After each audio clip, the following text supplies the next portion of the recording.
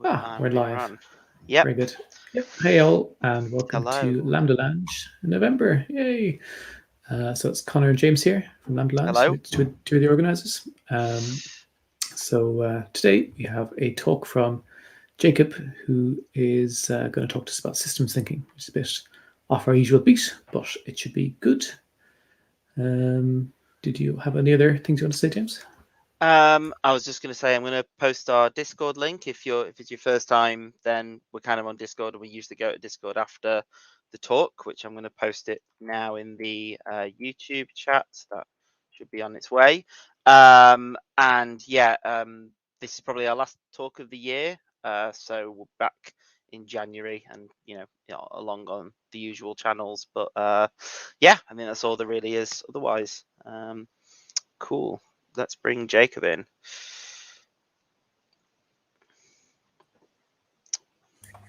Hello. Hello. Oh no, I'm not. Yep. I think we're good. Do we want to? Yeah, we're good. We can hear you. I mean, hopefully everyone else can. Yes. So I think we'll remove ourselves at this point and just you can take it away from there, I guess. Absolutely. All right. Sounds good. Perfect. Thank you. All right. Awesome. Let's get started. I think first of all, big thanks to the organizers of Lambda Launch for letting me speak tonight, especially about something that might normally not be quite in the realm of this meetup. But I hope I can make it interesting. I'm going to do my best. And today I'm going to talk about systems thinking, and I'm going to try to give you an introduction to systems thinking with some examples that are hopefully useful for programmers, software engineers, whatever you like to call yourself.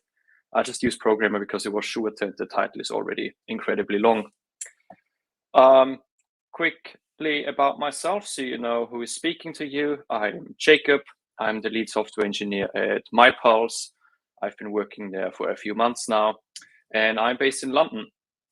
I have been writing software for about 15 years now, 10 of which professionally, or at least I got paid to do so. And in my spare time, I do powerlifting, some Krav Maga, dancing, and some other stuff, whatever I fancy. So how did I get into systems thinking?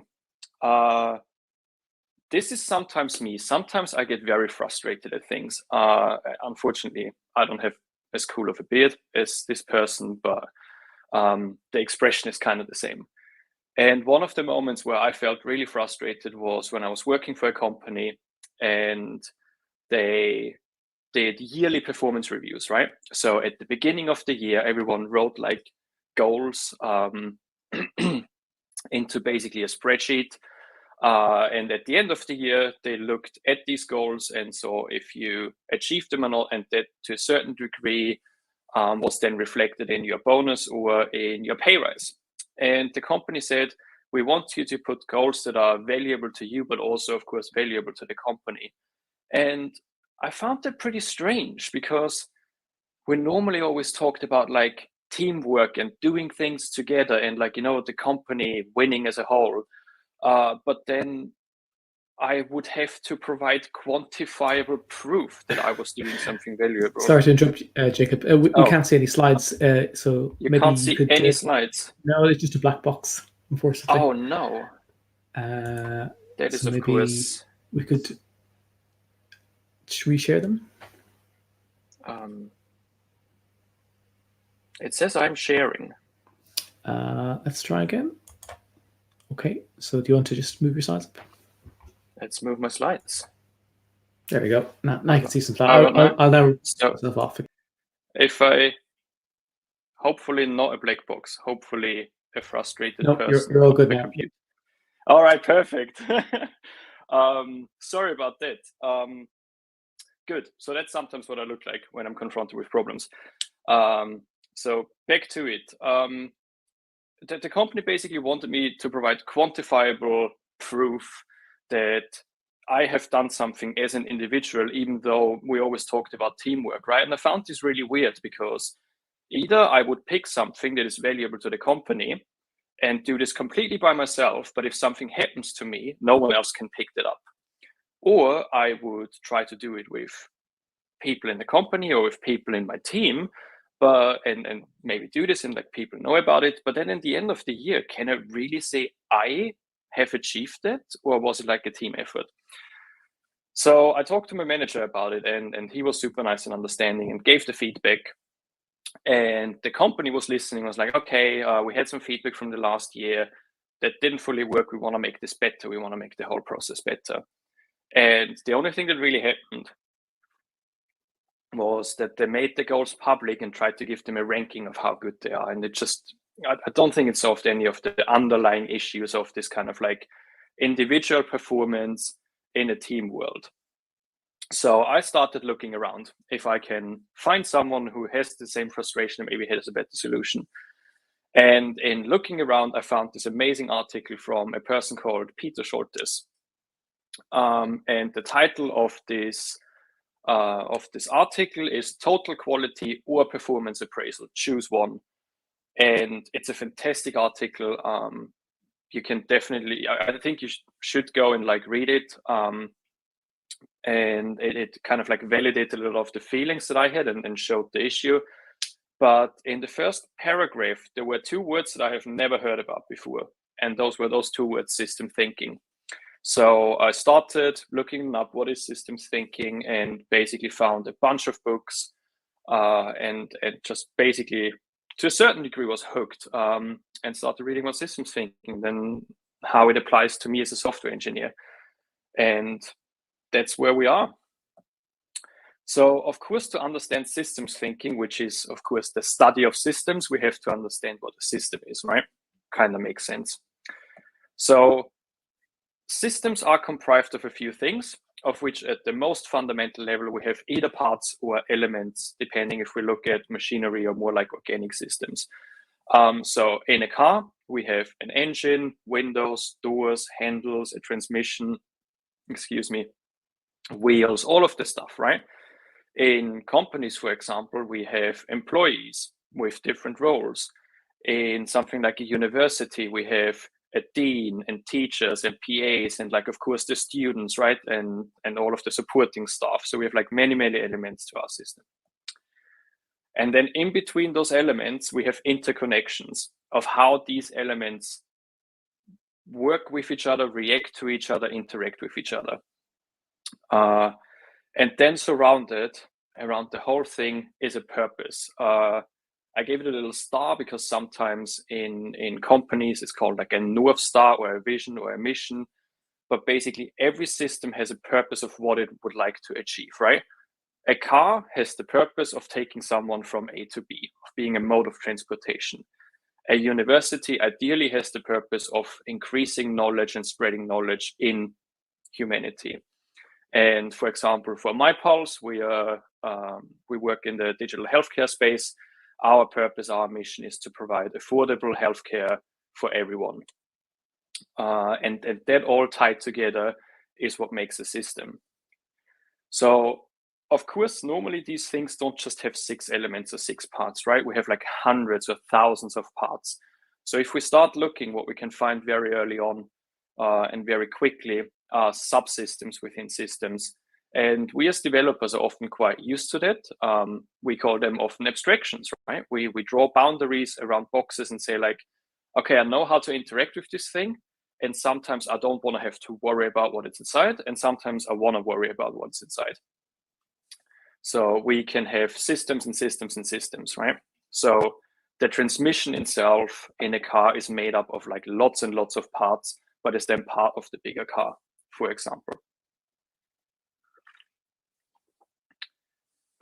So if we now put a system together, we find something very interesting, which is that a system is more than just the sum of its parts. And what that means is we have something called emergent behavior, which means that a system can do things that neither of the individual elements can do by themselves, right? If you take a heart, a lung, and a hand and a brain, neither of them can write poetry. But once you put all of them together, suddenly you get behaviors that you could never have expected beforehand. And this is kind of like where the power in systems comes from. And this is from one of the books that are linked at the very end, and it's kind of a sentence that really stuck with me, which is, the purposes or goals are deduced from behavior, not from the rhetoric or stated goals. And the example that is given in the book is, if we have a government that states that one of its purposes is to protect the environment, but then actually subsidizes fossil fuels, then the behavior doesn't match with the rhetoric, and what the actual purpose then is obviously not to protect the environment, right? So we have to be careful about what goals are stated about a system, or what purposes are stated about the system, and what the actual behavior is. And that's not always done with malintent, right? Sometimes people really want to have a good purpose for a system, but they don't know how to shape the system in a way to make it behave how they want it to make it behave. So now that we know that the basics of a system are, we can think about how we can change a system. So of course, one of the simplest things we can do is we can change an element of the system. In the example of a car, we can put on new wheels, right? The wheel attaches exactly as the other wheel did. The purpose of the car hasn't changed at all. Or an example of a company, you would have Andrew wants to move on. He found a new job. Andrew leaves, and we hire Carl. And Carl fills the same role. I want to add a disclaimer here. People are not parts. People are not one-to-one replaceable. And people often shape the interconnections around them, right? So there's always an influence. But in this very simplified example, we can say Carl is an accountant, like the person before him was. He works in his department like the person before him did. And the purpose of the system also hasn't changed, right? So not much has changed within this company. And especially companies and organizations are very interesting, because we now have companies that have been around for a very long time, and the people who work there are completely different from the people who have started the company, where they're maybe 10 or 20 years ago. But we still, the identity of the company hasn't changed. We still, for example, call it IBM, or we still call it Apple. And a good example there is the thought experiments of the ship of Theseus, right? Which is, if I have a ship, and let's treat the ship as a system. There's lots of parts, sails and masts and whatnots, rudders and wheels, and everything that you need to build a ship. And something gets broken, and we replace this. And then something else breaks, and we replace it. And we replace things over and over and over again, until at the end, not a single part of the original ship is left. The question is it still the same ship? And in systems thinking, we would say, well, as a system, the purpose hasn't changed. The interconnections haven't changed. It's still a ship. So yeah, we still think it's the same ship as before. So of course we can change interconnections. So that's often when we see restructurings in organizations, right? So let's say someone says, Hannah is not allowed to talk to George anymore. Hannah now always has to go through Virginia. And as someone who has been in an organization where changes like these have been made, you can often see that changes quite a lot on a day-to-day basis from the work that has been done, and how the people then in these departments start behaving. Maybe even sometimes saying, I don't care, I'm still going to go talk to George, right? But we see when we change the interconnections in a system that normally the behavior of the system changes way more than if we just change an element. A good example of changing of interconnections is sports. So rugby and American football have the same purpose, which is winning by scoring the most points. And they have a very similar kind of root where they came from, but someone has changed just a few interconnections rules, which is how many players there are, or that in rugby you're not allowed to pass forward, right? Only backwards or sidewards, and the amount of gear that you're allowed to wear. And it is literally now a different ball game, but you can still see the roots and similarities. So the interconnections and some of the elements have been changed. The purpose is still the same, and therefore we can actually draw similarities between those two systems. And of course, the biggest change that we can make is we can change the purpose of the system to say it's now supposed to do something completely differently. So let's say a company that has always produced physical products decides now, no, we're going to move completely digital. We're going to phase out all of our physical production, and we're going to move into a completely digital space. And that massively changes the behavior of the system, even if interconnections and elements stay the same. But what very often happens is we don't know what is actually going to happen underneath, right? If you drastically change the purpose of the system, you often realize that you also have to drastically change the interconnections and sometimes even the elements of the system in order to facilitate the behavior and drive the purpose that you would like to see. So now we want to be able to analyze systems a bit and analyze system behavior a bit. And there isn't very much to it. It's more like often the complexity becomes too much. But let's start very simple. So let's say we have we start with something which is called a stock. So a stock is everything that I can quantify within a system. So in a bathtub, I can have water in the tub, or a bookstore has the amounts of books that they have, right? Or a gas station, the amount of fuel that they have left. But of course, stocks can also be non-materialized things. So for example, the trust I have in my coworkers is a stock. It can be higher and can be lower. It's hard to quantify, but it is definitely there. So when we have stocks, we want to change them, or they change. And the way we do this is we have inflow. So in the example of a bathtub, we have a tap, and we can open the tap and water will rise. And we can also have an outflow of our bathtub, which is the drain, right? I can unplug the plug and water will run out and the stock will decrease. So a bathtub is a very, very simple stock system with one stock, an inflow and an outflow, normally, except if you have 4 taps. I don't. So now the stock can change over time by, for example, saying the tap isn't open, we unplug the plug, we now have no inflow, only outflow.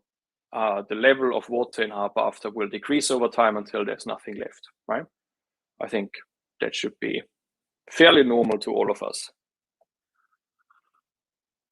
And of course, the other way around, I can open my tap, I can plug the plug in, or the plug was maybe already in, and the water in my bathtub is going to increase. The stock of water is going to increase until my tub is full.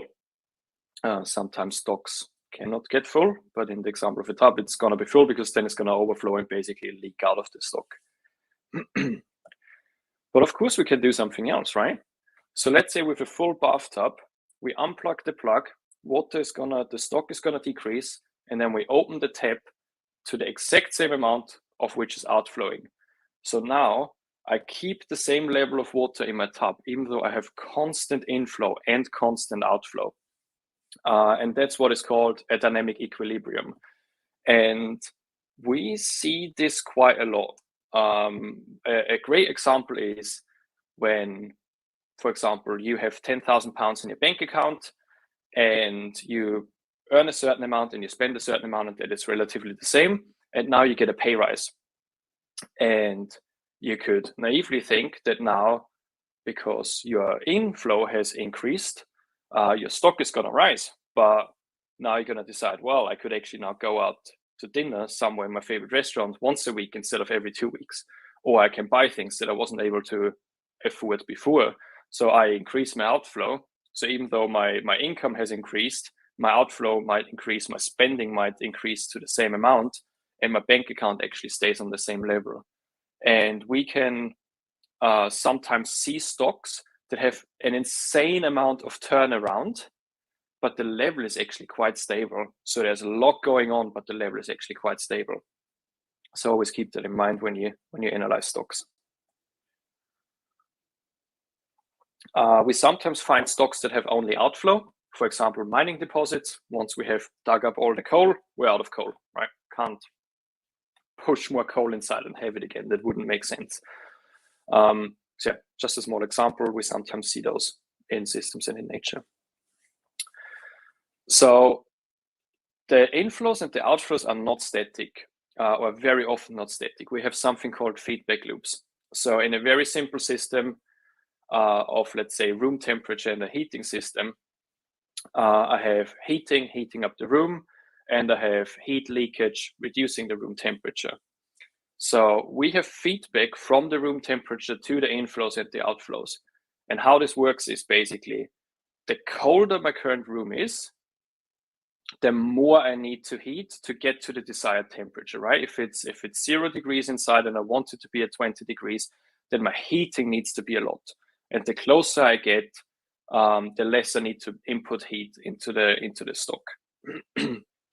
And the same is conversely true for leakage, right? The bigger the discrepancy is between my room temperature and how cold it is outside, the more or the quicker the temperature is going to fall. So actually here we have two influences into our feedbacks, which is the desired temperature to my room and the difference to the outside temperature.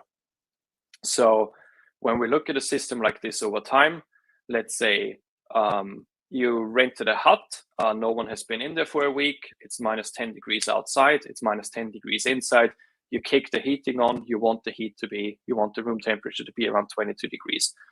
What's going to happen is there's going to be massive feedback from the discrepancy between your room temperature and the heating.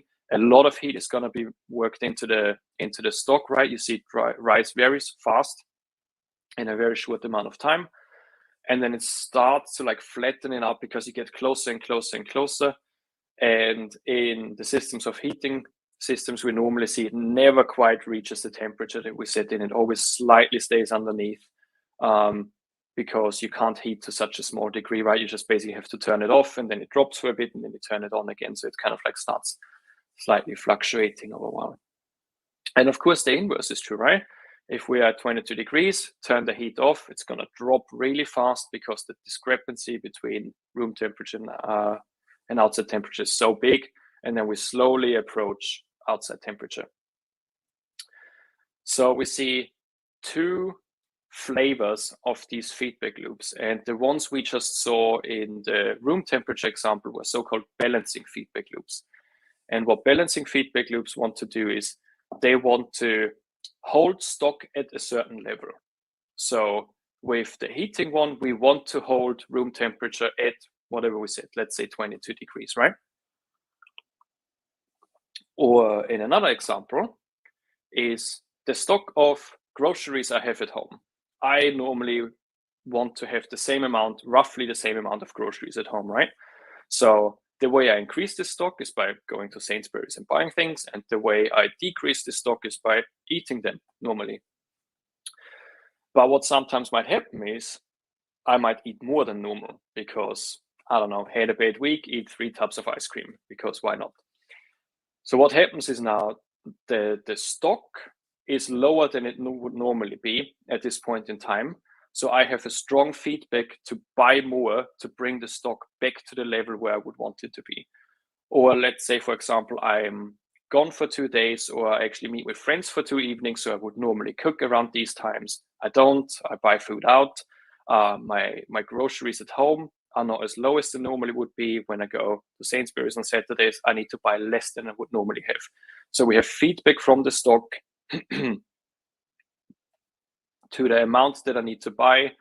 And the more I have, the less I need to buy. The less I have at home, the more I need to buy to balance it into the level that I would like to achieve. And then we have reinforcing feedback loops. So let's use the example of an account again. So normally we have 2 inflows in an account, the income and interest, and then the spending as an outflow. So a reinforcing feedback loop increases with the amount of stock, or when the stock gets higher, or decreases when the stock gets lower. So in the example of account balance, the more money I have in my account, the more interest I earn, which brings more money into my account, which makes more interest, and ad infinitum. And this is where we see exponential behavior in systems. So everywhere where you see a stock in a system running away, either like down or up, you can normally guess that there is a reinforcing feedback loop somewhere hidden in there. And then there are a few more things to watch out for when you want to analyze systems, which is flow takes time to flow, right? If I have a clogged drain, it might take 10 minutes for my bathtub to be completely empty. If I have a super nice clean drain, it might only take 2 minutes, right? Or if I make changes to a system that has a really, really big stock, but my inflow and outflow are normally quite small, even if I, for example, double the inflow, I might see actually very little change in that stock because it just takes so long time for it to be affected. So time is always a big factor in systems. Then, of course, I have delays between stock and feedback, right? So a good example with the groceries is I don't cook in the evening and then immediately go to Sainsbury's to buy more things and then cook and then buy more and cook and buy more, right? I normally have, for example, I have a weekly cadence that I go. Or if we think of a car seller, they don't sell 3 cars and then immediately go to the manufacturer and say, like, I need 3 more cars, right? Normally they do this like on a weekly or maybe bi-weekly basis or something like that. So there's always time that it takes between the change of a stock and then the feedback that affects inflow outflow. Another one of the points is most systems do not behave linearly, right? We would really like for them to do because then they're super easy to think about, but unfortunately very often they do not, and we humans really, really struggle with non-linear behavior. So if you make a change, it doesn't matter in which system, if you can affect change and you see, for example, improvement over 2 or 3 weeks, or let's say 2 months, do not expect that it continues on the same trajectory for the next months after. Or conversely, if maybe you see very little improvement, do not think that the thing has failed, right? It might pick up and it might actually grow because, yeah, of all kinds of things. People, for example, if you want to teach people things, they need time to learn it, and then only their performance will improve after they have learned the thing. And I kind of alluded to it earlier. Just because a stock is hard to quantify does not mean it isn't there, right? Especially when we work with people or when we work with software, we find some stocks incredibly hard to quantify to nearly it being impossible, right? Give me a number for the code quality in your code base or in your system that you're working on. It's an issue for us, right? Very often we can't prove if things are getting better or worse. We can only kind of like guess at them. But that doesn't mean that they don't exist, right? Or as I said earlier, trust in my colleagues. It's definitely there. And I've definitely worked in places where trust was lower, and I've definitely worked in places where trust was higher. So there's definitely a stock, but I just can't easily put a number on it. So yeah, keep that in mind. So now we basically get to examples, and these examples are often called system traps. And what these system traps are behaviors in systems that we can see over and over and over and over in all kinds of different domains, in all kinds of different places. And I tried very hard to find examples in software engineering for these system traps to kind of like bring it into our world, and things that I have observed and go like, yeah, I kind of see why this is happening now. So I hope this is now where we can apply all of these things and make it useful to us on a daily basis. So the first one is drift to low performance. And what I want to do is I want to first show an example of like non-software engineering and then one from software engineering, and hopefully we can see similarities. So drift to low performance is a problem for us humans because we are hardwired to perceive negative information stronger than positive one. So let's say, for example, a school system, right? I'm not going to talk about the UK. I'm going to talk about a school system. And we have news, and news report, oh yeah, student performance is down from 20 years ago in like these and those categories. And that stuff really gets into our brain, right? And we often don't read enough good things about systems as well. So what happens is that our perception of the performance of a system is lower than its actual performance. So what is now allowed to happen is that the real performance is allowed to drift lower and lower and lower over time until it basically comes in balance with us, or maybe we get more and more negative news and our perception drifts even lower. And why this happens is because when we think that something performs worse than it actually does, and we get bad news about it, we say like, well, right, I can't really expect anything better than that, right? Because your expectation is already so low that you don't want to keep, or you're unable to keep a very high absolute standard. Or let's, for example, say with politicians, I sometimes talk to people and go like, well, all politicians are corrupt, which is not true, right? Not all politicians are corrupt, but our expectations of the performance is already so low that we basically allow overall performance to drift lower. So now to an example of software engineering, quality in a code base. Let's say you join a company, none of the people who have originally written the system are there anymore, and you just clone the repository, open it, and you're like, oh my goodness, right? After 50 minutes, you're like, oh, okay, this is not good. I have definitely seen better. And then you run it for a week and you try to get accustomed to this thing, and a few bugs crop up, negative news, or a few incidents pop up, negative news. And now with these negative news, your perception of the quality of the code base is lower than it actually might be. So now when you're asked to fix something, you kind of align yourself to this low expectation, right? And you're like, oh, yeah, okay, I'm just going to put this hot fix in, and I'm just going to quickly do this and try not to do too much because I have no clue what's going on. And that might lead to more bugs and more incidents. Your perception drops even lower, and the overall quality actually drives basically into the ground. So the way out of this trap is simple, but incredibly hard to do, which is you have to keep your quality expectations absolute. You can't budge on them.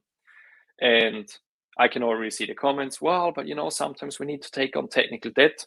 I totally agree. Sometimes we have to cut a corner in order to do something. And I think sometimes it's reasonable to do so.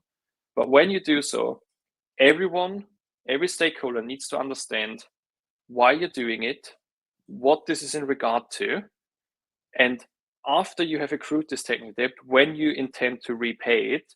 And for all work afterwards, you have to keep the standard that you have to had before, right? You can't lower your standard now to the level of the corner that you have cut. You have to keep it on the higher level.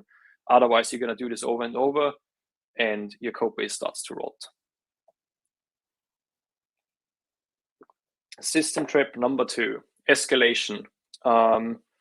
Escalation is where a stock, or normally 2 or more stocks, get driven into higher and higher and higher levels because of mutual behavior between 2 or more parties. So the very classic example is the Cold War, right? Someone developed nuclear warheads, someone else developed nuclear warheads. Now they had the same amount of nuclear warheads. Now party 1 said, well, I want to have more than them. And then the other said, well, I want to have more than them. And we had more and more and more and more warheads. And on a hopefully not as dangerous level, I have seen something very similar happen in companies where they went down the agile route and started using story points, and everything was like going relatively well. But someone said, well, I would like to know which teams are better and which teams are worse.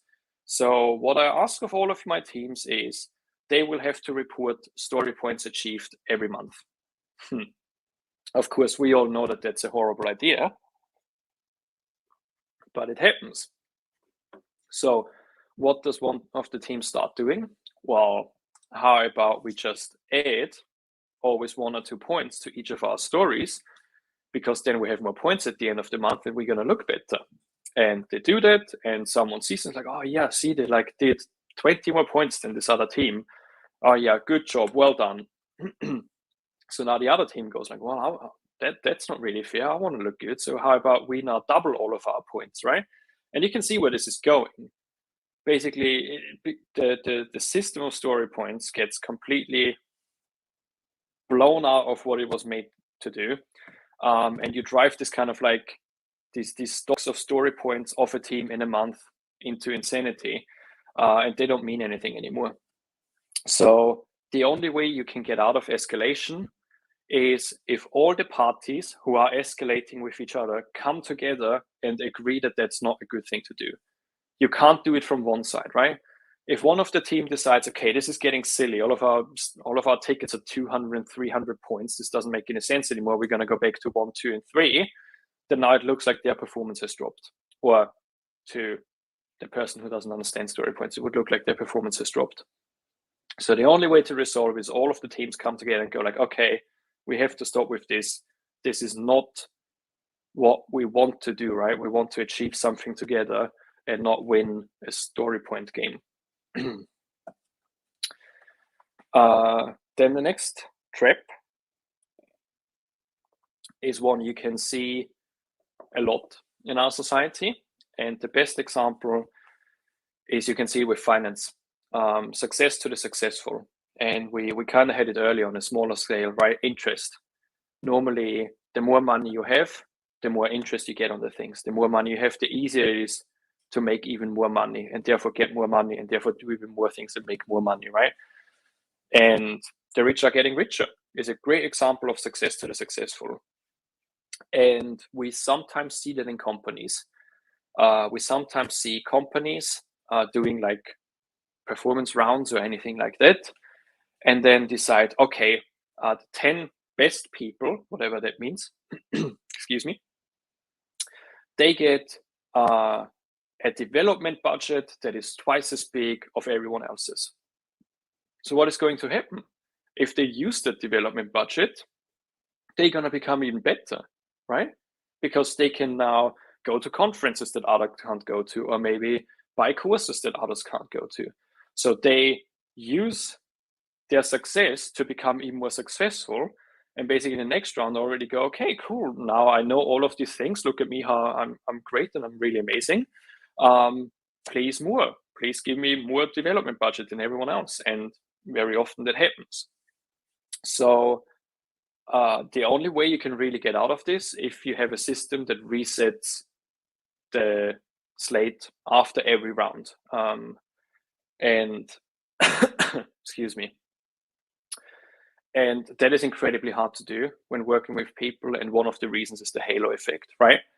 As soon as we have a good impression of someone, it is harder for them to do wrong and it's easier for them to do right, right? So if you have a bad impression of someone, you feel like everything they do is wrong.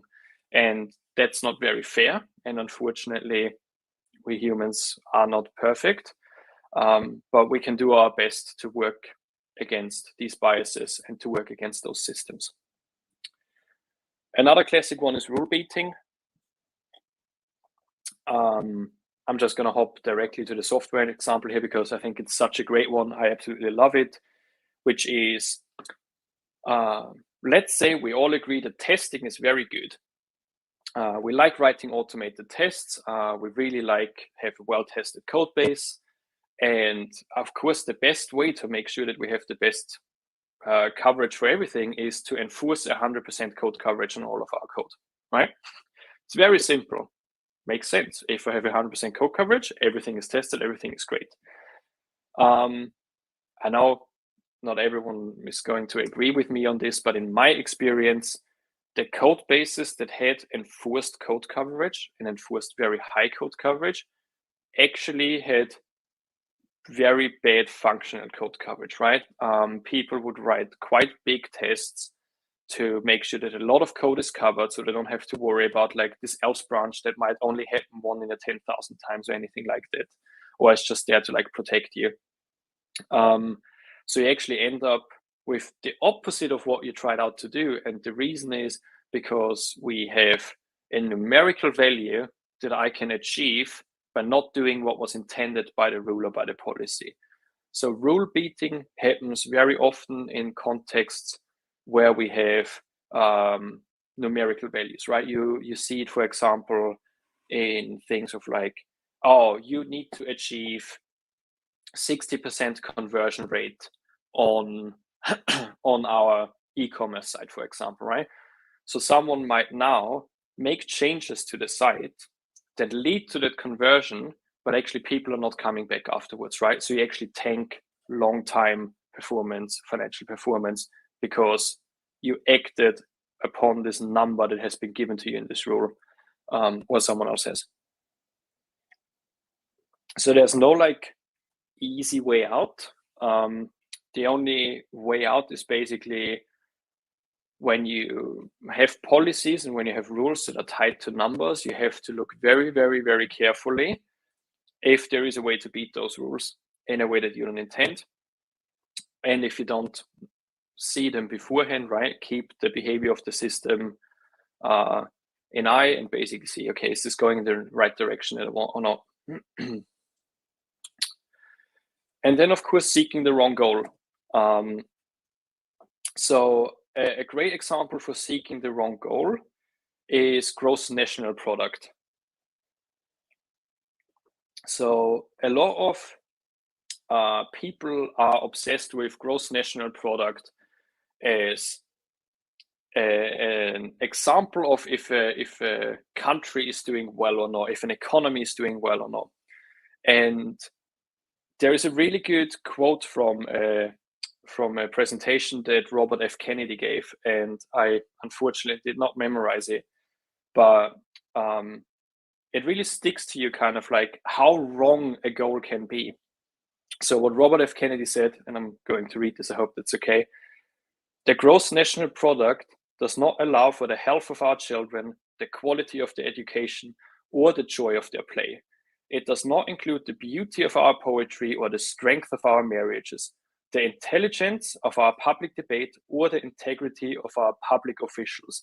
It measures neither our wit nor our courage, neither our wisdom nor our learning, neither our compassion nor our devotion to our country. It measures everything, in short, except what makes life worthwhile, right? And that's quite interesting because we keep using these economic values as indicators if a country is doing well or not. But everything underneath could be completely going in the wrong direction. And that brings me now circling back on a smaller scale to my introduction issue, which is someone had a good idea in HR. Someone said, I would like to make sure that people in our company can grow and improve and learn and better themselves. And what I'm going to do is I'm going to ask them to write a goal for a whole year in advance where we all know a lot can change. And then I'm going to give them money if they do well.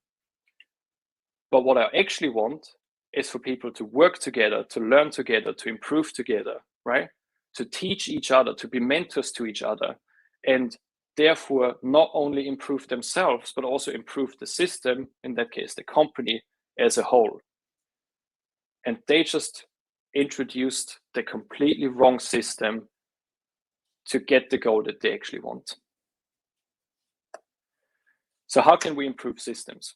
How can we make things better? Do not do performance appraisals and everything's going to be fine. It's basically what I have to say. But jokes aside, find the appropriate point of intervention, right? I said very early on, we can change the purpose of a system, which is normally going to change a lot, and sometimes for the better and sometimes for the worse, right? It's a massive lever that you might want to use, but maybe not. Or we can change interconnections. We can change how we work together, how we talk to each other, what policies we foster, what rules are important to us, what standards do we have with each other, right?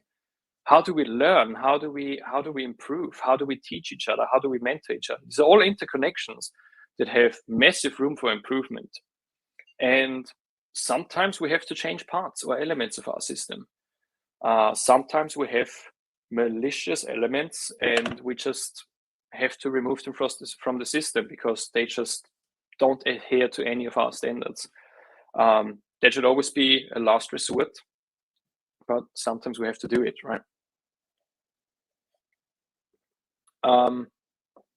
Always think about improving the whole. So a very great example there is from a person called Akoff. There's a short 15-minute talk of him. There are multiple talks of him on YouTube, but that's like a short 15-minute one. And he uses this great example of, he says there's a car manufacturer who wants to build the best car ever produced. So he tells his technicians to go to every other car manufacturer, buy the best car, and then find the best part in each of those cars, right? Find me the best engine, the best tires, the best transmission, the best steering, system, the best electronics, all of these. And then they go there and they run all of the tests and do that and say like, okay, these are all the best parts. And then the boss goes, okay, and now put all of them together into the best car. And it just doesn't work because those parts don't interconnect, right? We can't just take a part or a subsystem out, try to replace it with something that doesn't work with any of it around it, and expect it to work. It's just impossible. Or in companies with agile transformations, we sometimes see that, right? The product teams, to a certain degree, successfully get into an agile mindset. But let's say, for example, that the company legal department doesn't understand it, right? They're used to like, what? No, like our contracts, you need to tell me how long we're going to work with the client, what we're going to deliver, and how much it's going to cost. And I go like, well, that's not how we work anymore, right? They rent our time and they can cancel the contract if they're unhappy with our work, but at least we're going to deliver something all of the time. If your lawyers don't understand that, they won't be able to support you. They won't be able to help the whole system improve, right? So you can't just change one part. You have to think about how change affects your whole system. When you have change, always keep stocks and delays in mind, right? Things take a while to change. Sometimes the change is very good in the beginning and starts flattening out and we have to readjust. Flow takes time to flow. And as another one, I think, is detach yourself from individualistic thinking, which I think for us as Westerners is very hard often. It's not, oh, if I can just get these 3 people to be 10% better, then everything is going to be better, right? We work all together, we live all together, we interact all together in an incredibly complex structure, and we often behave in ways that are outlined by the interconnections and by the purpose of the system. And sometimes it is very easy to, for example, look at another team and see what they do, and you go like, what? That is completely stupid. I don't understand what they're doing. This is ridiculous. But most people aren't stupid, right? Most people are very bright and are very good people, but just like the constraints and the rules that have been put around them are what make them behave in a certain way. So I think always keep that in mind. I think it's a good lesson. And yeah, I think always keep learning, always try to keep improve and learn with others and try to help each other. So if you're interested in more of that stuff, I can highly recommend these books. I know one of them says management, but I think it should be clear now that is very far from like Tayloristic management, right? It's a completely different approach to thinking about people. And yeah, thinking in systems, a primer is a bit more about stocks and modeling. So if you're interested in that side, the others two are a bit more about like companies and working with people. So I can highly recommend those. And yeah, I think we have time for questions.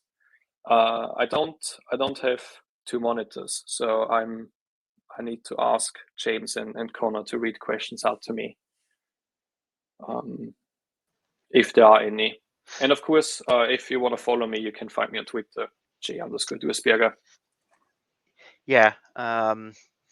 Just hold on, I'm just looking back through the chat if there were any questions. Otherwise, if there are, sometimes there's just not. If people want to ask questions, now is the time. So get them in the YouTube chat, basically. Yeah, it's a very interesting talk. Actually, it does resonate with a lot of things I've taught myself about. If you have some metric, people tend to optimize for that metric, regardless of what it might be or whether it's a good idea or not. Yeah. Hang on, we've got a question here. I'll put it up on screen. It says, have you found systems thinking has significantly changed how you think about the world or the country? Yeah, absolutely, 100%.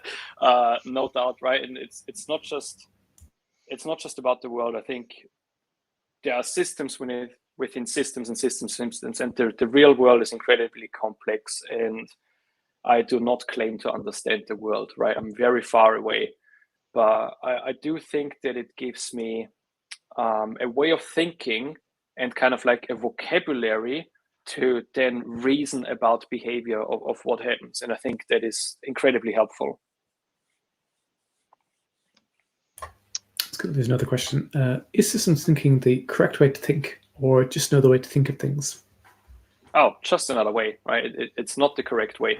I think it's an important way, right? And I think it is very easy for us to get stuck in details, right? And really drill into something. And if I just understand this one part, then I can reason my way out of there.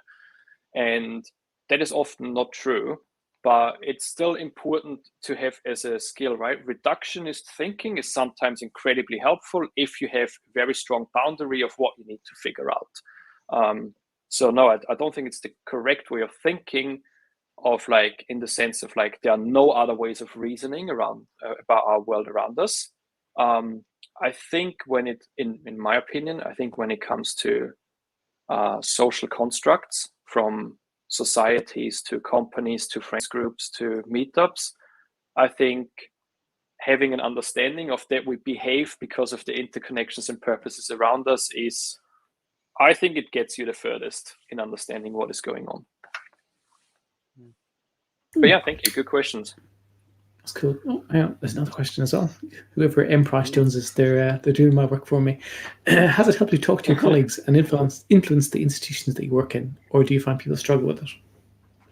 I found most people are quite receptive about those ideas, right? And I think I definitely have colleagues who, for example, bought the book, the Systems Thinking Primer, or bought the like Leader's Handbook. And I have definitely had a lot of conversations where people go like, I have experienced those things, right? I have seen those things, but I was never quite able to put them in a reference. So yeah, of course, some people don't care about that stuff, right? Some people care about other things, and not everyone needs to care about the same things.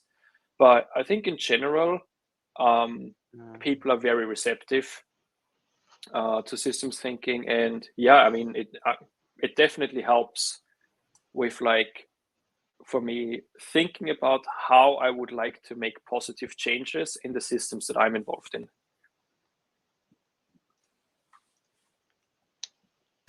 Yeah, that's cool. Just a small one for me.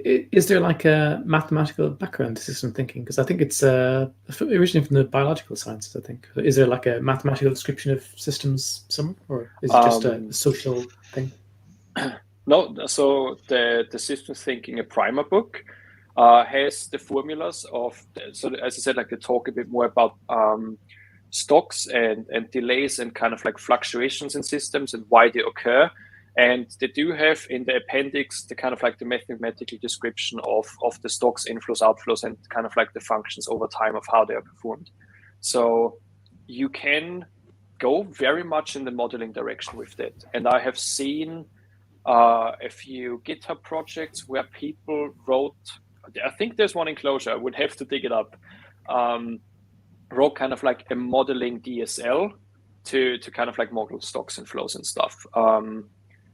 And I think it's interesting, but I'm always a bit more interested in the softer, touchy-feely parts of people around me. I don't know.